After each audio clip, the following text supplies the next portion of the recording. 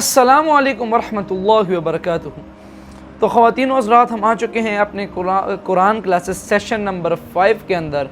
انشاءاللہ آج ہم آیت نمبر 4 سے 5 تک کریں گے ایاک نعبد و ایاک نستعین اور اہدنا الصراط المستقیم۔ اور معذرت خواہ ہوں کہ میرے قرآن کلاسز کے جو سیشن ہے اس کی ویڈیوز ریکارڈ نہ ہو پائیں، مطلب 1 مہینے کا گیپ آ گیا بیچ میں، ہم دوسری ویڈیوز کے کام پہ لگ گئے۔ تو انشاءاللہ ویک میں ہم تقریباً 1 ویڈیو قرآن کلاسز کی لازمی بنائیں گے، تو کوشش پوری ہے۔ اب تو ڈیلی ویڈیوز بھی ہم لانگ ڈالا کریں گے، کوشش پوری ہے، بس آپ اینڈ تک دیکھتے نہیں ہیں۔ تو آخر میں بات کرتے ہیں جو ڈاکٹر صاحب ابھی رحمۃ اللہ علیہ بیان کریں گے، اس کے بعد آخر میں ہم اپنی گفتگو کریں گے۔ تو بسم اللہ الرحمن الرحیم شروع کرتے ہیں۔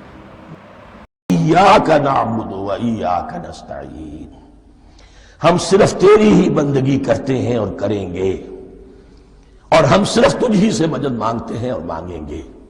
یہ ترجمہ میں کیوں کر رہا ہوں کہ یہ فعل مضارع ہے۔ عربی زبان میں فعل مضارع حال اور مستقبل دونوں کو کور کرتا ہے۔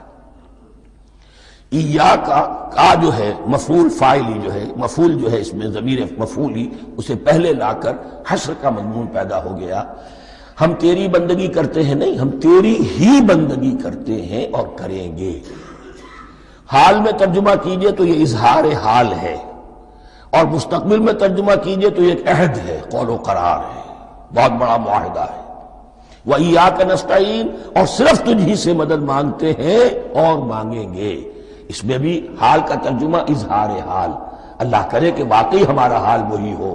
جب ہم یہ الفاظ کہتے ہیں تو واقعتاً ہم اس پر پورے اتر رہے ہوں کہ اسی کی بندگی کر رہے ہوں اور اسی سے ساری استعانت اور استمداد کر رہے ہیں۔ جہاں تک مستقبل کا تعلق ہے وہ پھر ایک عہد ہے۔ اہدنا الصراط المستقیم، یہ مقام وہ آ گیا کہ یہاں تک تو اے پروردگار ہم پہنچ گئے تیرے فضل سے، تیرے کرم سے۔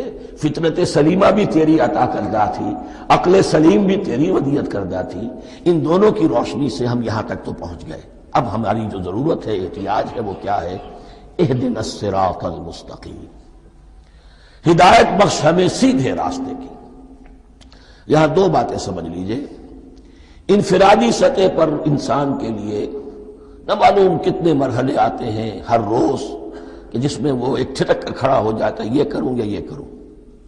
2 آلٹرنیٹو سامنے آ رہے ہیں، فیصلہ کرنا مشکل ہو رہا ہے۔ قدم قدم پر ہدایت کی ضرورت ہے۔ اور اجتماعی طور پر نوع انسانی 3 بڑے بڑے تمدنی مسائل میں واقعہ یہ ہے کہ تسلیم کر لیا جانا چاہیے کہ عقل انسانی اس کو راستہ نہیں دکھا سکتی۔ عام معاشرتی سطح پر مرد اور عورت کے درمیان حقوق اور اختیارات کا کیا توازن ہو، ناممکن ہے، انسان طے نہیں کر سکتا۔ انسان یا مرد ہے یا عورت ہے۔ عورت سوچے گی اپنے لحاظ، اپنے جذبات کا، اپنے خیالات کا لحاظ رکھے گی، مرد کے جذبات و احساسات کا اس کا کوئی تصور ہی ممکن نہیں۔ مرد سوچے گا اسے اپنے احساسات معلوم ہے، لیکن یہ کہ عورت کے احساسات سے وہ نابلد ہے، ان کو محسوس کر ہی نہیں سکتا۔ لا محالہ وہ اپنے بارے میں وہ جو بھی نظام بنائے گا اس میں وہ اپنی بالادستی رکھے گا۔ وہ تو ایک ہی ہستی ہو سکتی ہے کہ جو دونوں کی خالق ہے، مرد کی بھی عورت کی بھی، اور اس کو دونوں سے محبت ہے، دونوں کا خیر خواہ ہے، دونوں کا رب ہے، دونوں کو پروان چڑھانا چاہتا ہے۔ اسی طرح فرد اور معاشرہ یا ریاست، حکومت اور ریاست ہمیشہ یہ چاہتی ہے کہ سارے اختیارات ہمارے ہاتھ میں آ جائیں، ٹوٹلیٹیرین سوسائٹی ہو، بس ہم حکم دیں اور لوگ اس پر چلیں۔ افراد یہ چاہتے نہیں، ہمیں آزادی ہونی چاہیے۔ اب آپ دیکھیے کہ دنیا میں کتنے جھگڑے چلتے ہیں اسی پر، فریڈم فریڈم فریڈم۔ وہ فریڈم واقعتاً اپنی جگہ پر ایک شے ہے، افراد کی آزادی ہونی چاہیے، لیکن افراد کی آزادی اتنی نہ ہو جائے کہ وہ مادر پدر آزاد ہو جائے، کوئی قانون، کوئی قاعدہ، کوئی اخلاقی کوئی حدود اور قیود جو ہے ان کا پابند نہ رہے۔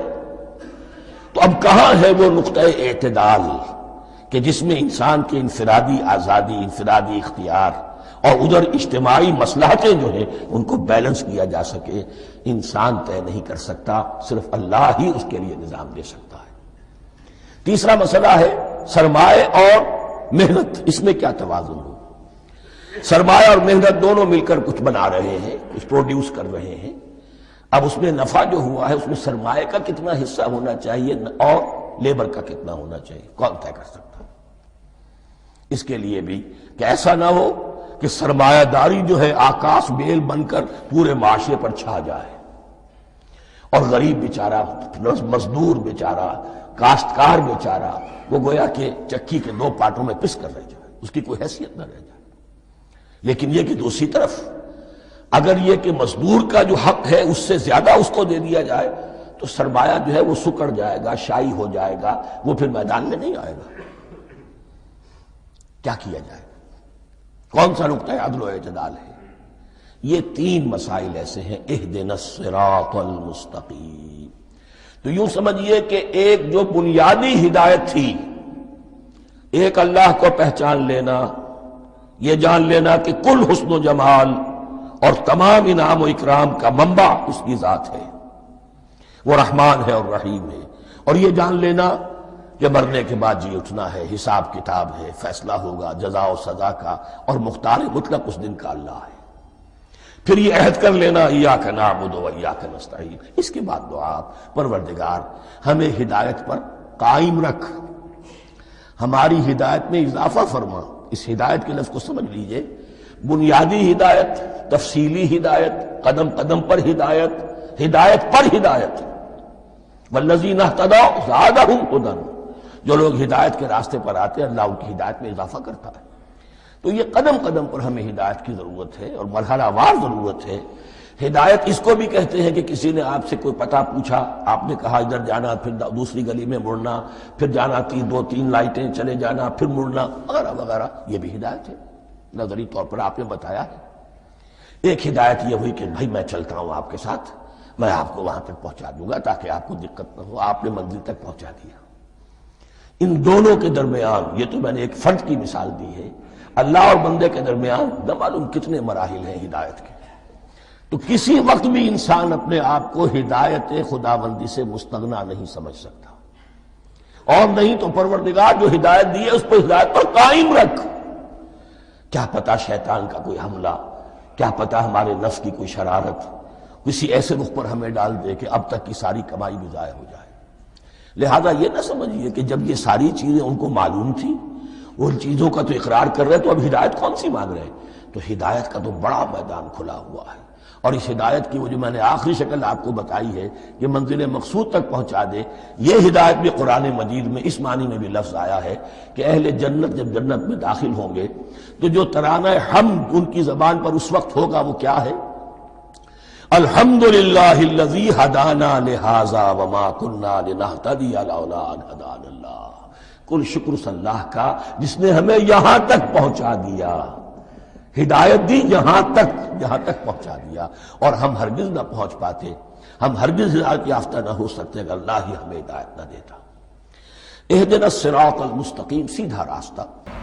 تو خواتین و حضرات، یہاں تک ہم نے اپنی قرآن کلاسز سیشن نمبر 5 کو اینڈ کیا، یعنی 2 آیات آج ہم نے کور کی اس میں، ایک تو ایاک نعبد و ایاک نستعین، اور اس کے بعد اہدنا الصراط المستقیم۔ مین پوائنٹس اس میں آج کے یہ ہیں کہ اب جیسا کہ ڈاکٹر صاحب نے فرمایا اور اس کو ہمیں بہت زیادہ ایکسپلینیشن اس پہ دی، اب میں آپ کو یہاں پر بتاتا ہوں کہ دیکھیں اللہ رب العزت آیت کے اندر فرماتا ہے ایاک نعبد و ایاک نستعین، ہم تجھی سے مانگتے ہیں اور تیری عبادت کرتے ہیں، ہم اللہ کے سوا کسی کے بھی محتاج، یعنی ہم اللہ کے سوا کسی سے بھی غیبی مدد جو ہے وہ طلب نہیں کرتے۔ یہ بات ہو گئی۔ اس کے بعد کہ ہم اللہ کو ہی خالق مانتے ہیں، اللہ کو ہی رب مانتے ہیں۔ جب ہم اللہ رب العزت کو خالق، مالک، رب اور اس کی حمد و ثنا کرتے ہیں تو اس کے بعد مطلب ہے کہ پھر سیدھا رستے کی ہم اللہ سے طلب کرتے ہیں۔ اس کے لیے پھر آیا کہ اہدنا الصراط المستقیم، مجھے سیدھے رستے پر چلا۔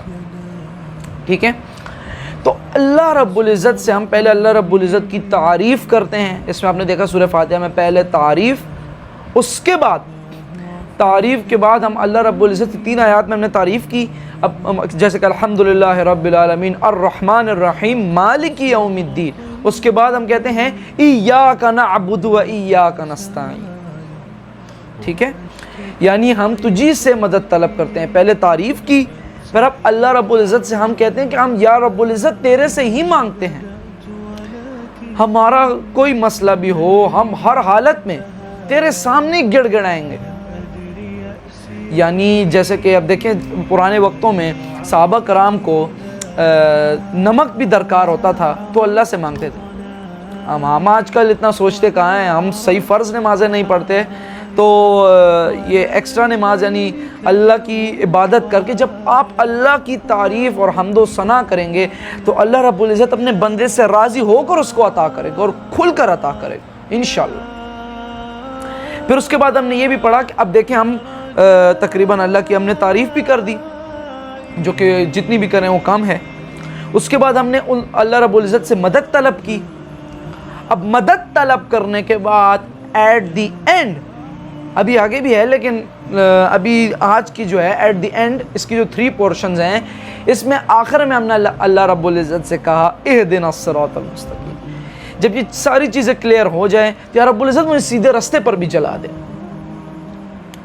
ہمیں تو سیدھا راستہ نہیں پتا، تو ہم اگر اللہ سے دیکھیں مدد درکار، آپ ابھی مدد مانگ رہے ہیں اللہ سے تو مدد کے اندر آپ یہ بھی مانگ رہے ہیں کہ یا رب العزت مجھے تو سیدھے رستے پر چلا، مجھے اس صراط المستقیم پر چلا جس پر تو نے میرے انبیاء صلی اللہ علیہ وسلم، ہمارے نبی صلی اللہ علیہ وسلم اور نبی جتنے بھی انبیاء تھے انبیاء کے ساتھ ساتھ صحابہ کرام رضی اللہ تعالیٰ عنہ اجمعین ان کے طریقوں پر مجھے چلا، اور اہل بیت رضی اللہ تعالیٰ عنہ اجمعین ان سارے جو تھے ہمارے جو بہت زیادہ نیک لوگ تھے ان کے طریقوں پہ ہمیں چلا.